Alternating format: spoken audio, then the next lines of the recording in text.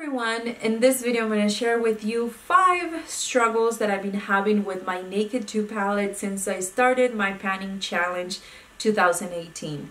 Last year I did the Too Faced chocolate bar, and I think that some people got the idea that it was pretty easy for me to pan that palette, and I think it's kind of my fault because I didn't share enough of the struggles that I had with some of the shades. So for 2018 I wanted to do something different and share, as I am going through the struggles, share with you what they are, how I'm dealing with them, you know, make the makeup work for me.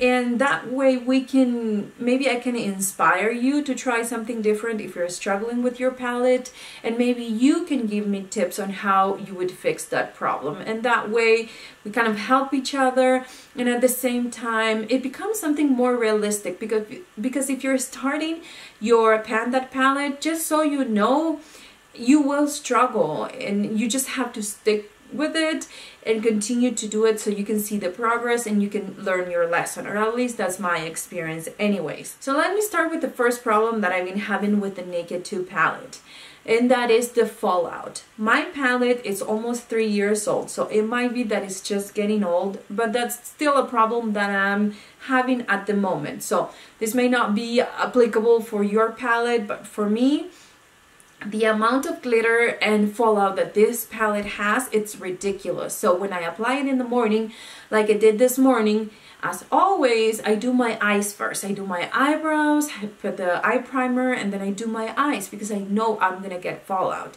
Now it's getting ridiculous to the point that I can't even remove the glitter from my face. So that is one of the problems that I've been having with this palette that really discouraged me to use it in the morning. Because if I have the time, then great, because you know, I can take my time, do my eye makeup before the rest of the face. If I have fallout, then you know, I'll deal with it. But it's just one of those things that it really, when I look at this palette, I'm like, do I really want to spend the extra time cleaning up under my eyes? Now you're probably wondering, why aren't you removing it with a makeup wipe, or why aren't you removing with a baby wipe, or you know, something like that? Well, for some reason the glitter won't move. I will get rid of the fallout that doesn't have glitter, but the glitter, it's going to stick to my face, and I don't like it, because then my concealer looks weird, then my foundation looks weird, and even though maybe people can't even see it, I can see it, and it bothers me.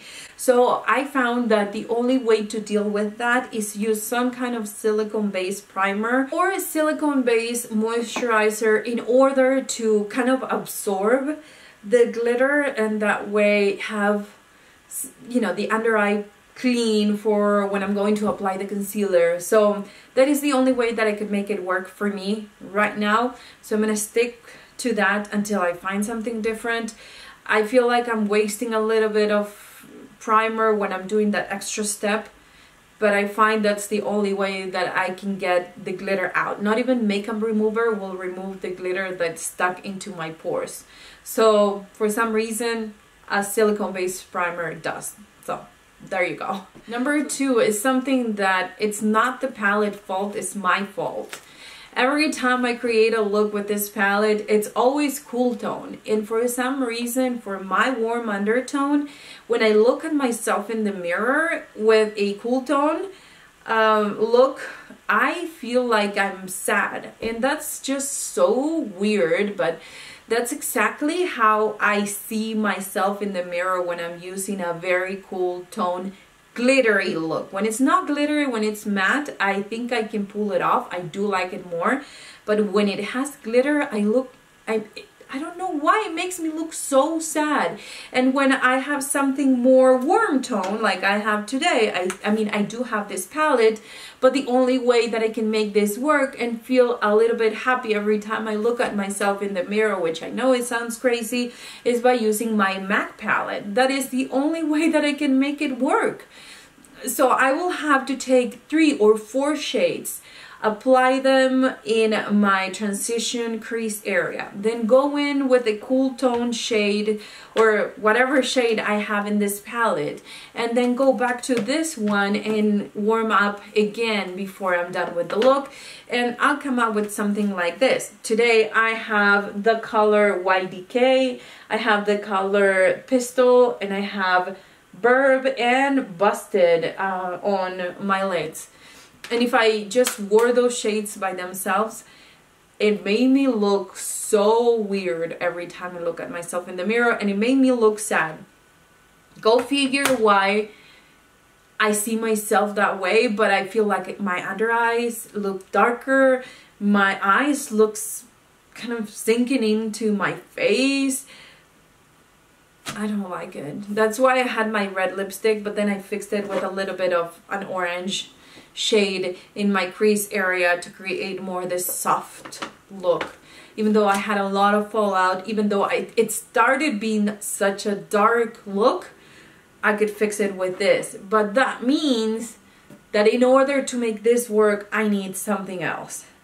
So I may not get as much progress on this one as if I would with something that had warm tones, just because I feel like, you know, I have to start with something and finish with something different in order to like the look that I have. And so when I use the Naked 2 by itself, it's either gold, but cool tone gold. Don't ask me how that's possible. That's possible with the Naked 2. And then or the other look that I come up with is silver. Just, I can't use this by itself. So that's a problem that I've been having, but I've been fixing it with my MAC palette. Another problem that I've been having, and again, it could be because the eyeshadows are getting older, is that not every eye primer will work with these eyeshadows. I'm trying to pan this Smashbox one, the 24-hour, and that one, it's not sticky, but it's more slippery. So sometimes if I'm using too much glitter, I will have to apply that as a base for blending purposes.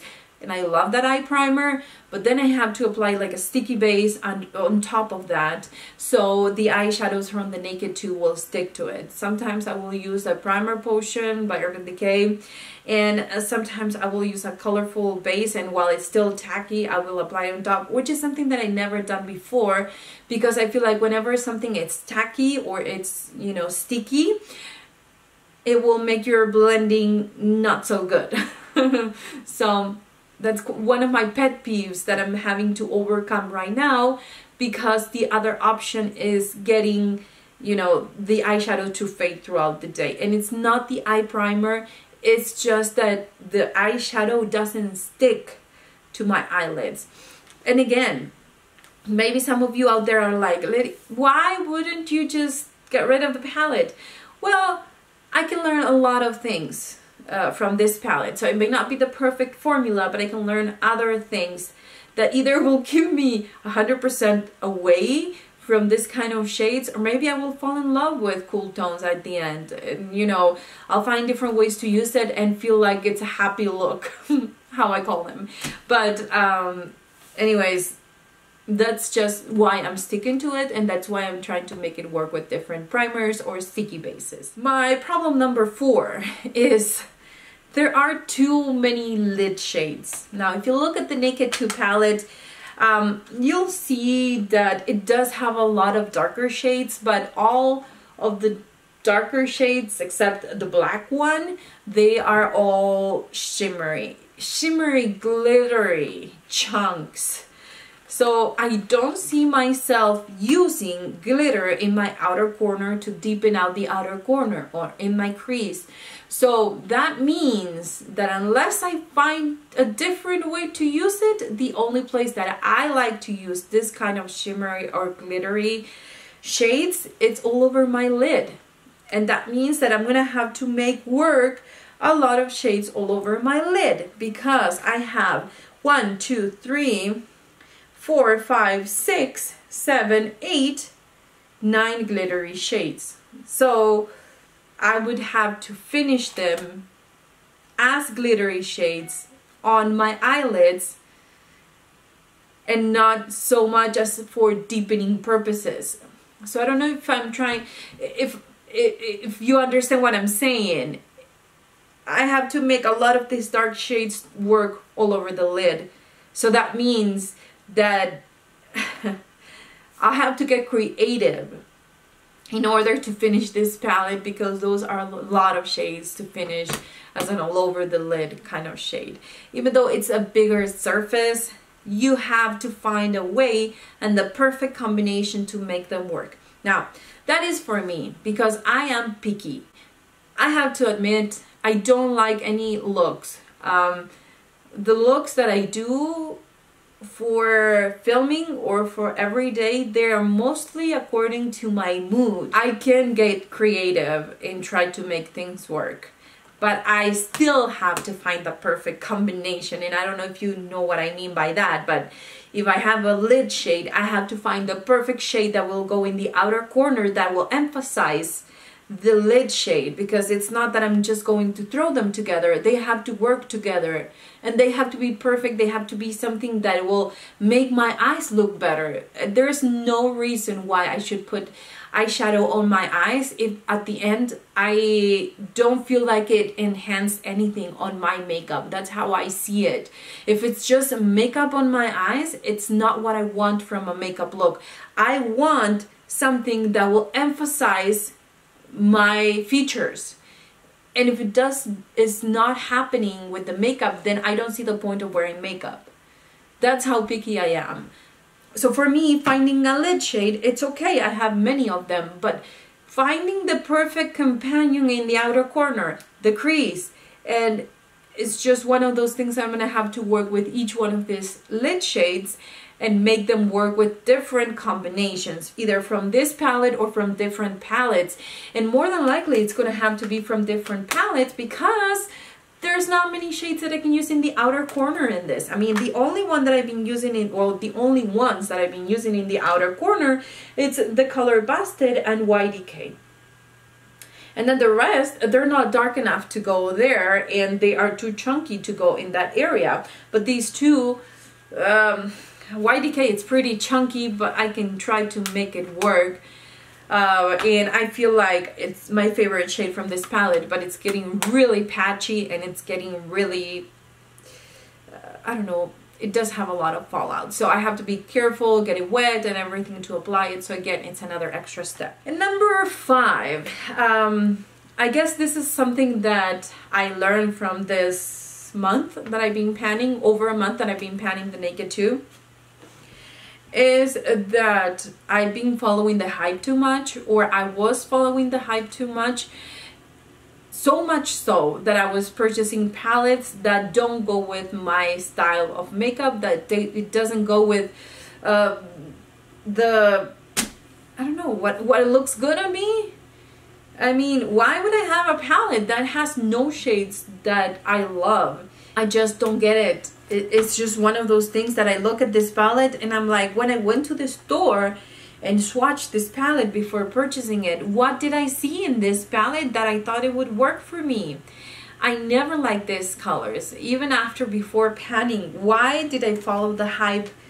That is something that it tells me that the panning, it really helped me see things more clearly and not become somebody who's like, I'm not going to purchase makeup anymore or whatever. But you know, it just made me more cautious, and it made me think that sometimes single eyeshadows are all I need, because I can purchase the color, exactly the color that I think I'm going to love, and I know that I have an orange and I know that I have this other orange, so I can compare and add something that it's not going to be repetitive, something that I know it looks good on me.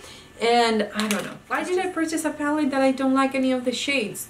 If I have to say though, that my favorite shade here is YDK, but right now, because of the fallout of YDK, my favorite shade here is Blackout. So I purchased a $50 palette that I love one shade. I have to say, if I have to purchase a black single eyeshadow, I'm not going to go with MAC. I'm going to go with the Urban Decay one, because this one is great. And I don't have to be guessing like, am I going to enjoy this shade? Is this going to be good enough for me? no, I know the formula, I know that it works for me, and I'm just going to go for the color that I need to add to my collection and not an entire palette. So I know I ramble a lot at the end. I'll hopefully it made sense and you got the idea behind the first month of struggles with this palette and things that I've realized this far. If you have any suggestions for me, also leave them in the comments down below. I'm always open to try new things, especially with this kind of challenges, because you never know what is going to work for you. If you're new, please remember to subscribe so you can keep up with my new videos. Thanks again for watching, and I'll see you on my next one.